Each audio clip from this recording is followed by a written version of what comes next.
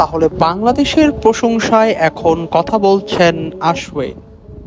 আশওয়েন বলছেন, কিছুটা বদলে যাওয়া পরিস্থিতিতে এবার ভারত সফর করছে বাংলাদেশ। বিশেষ করে পাকিস্তানকে তাদের মাটিতে হোয়াইট ওয়াশ করার পর ভারতের কাছে ভালো একটি সাড়া মিলছে বাংলাদেশের জেতার। সিরিজ শুরুর আগে ভারতের সাবেক ক্রিকেটারদের অনেকেই বাংলাদেশকে নিয়ে সতর্ক থাকার পরামর্শ দেন। আর সতর্ক থাকার পরামর্শ দেবেনই বা না কেন?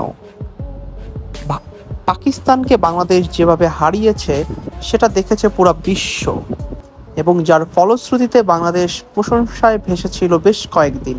অনেকেই বলেছিল বাংলাদেশ এবার ভারতকেও নাস্তানাবুদ করে ছাড়বে।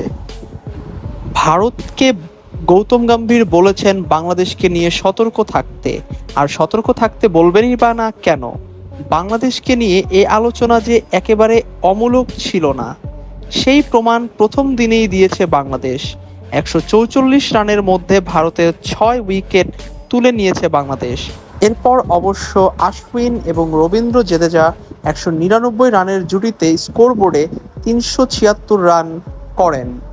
জবাবে ব্যাটিংয়ে অবশ্য বাংলাদেশ গুটিয়ে গেছে 149 রানেই।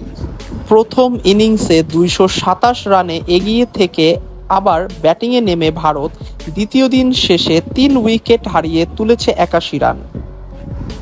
308 রানের লিড কাল কোথায় গিয়ে ঠেকবে সেটি নিয়ে এখন আলোচনা। এমন পরিস্থিতিতে ভারতের জয় দেখছেন অনেকেই। দ্বিতীয় দিন শেষে সংবাদ সম্মেলনে আসা আশ্বিনের কথা বলেছেন বাংলাদেশকে নিয়ে। আশ্বিন বাংলাদেশকে নিয়ে বলেছেন, অভিজ্ঞতায় ভরপুর বাংলাদেশ দলের প্রতি তার সম্মান এবং শ্রদ্ধা আছে। দর্শক, আপনাদের মতামত কি? বাংলাদেশ কি পারবে এই ম্যাচ জিততে?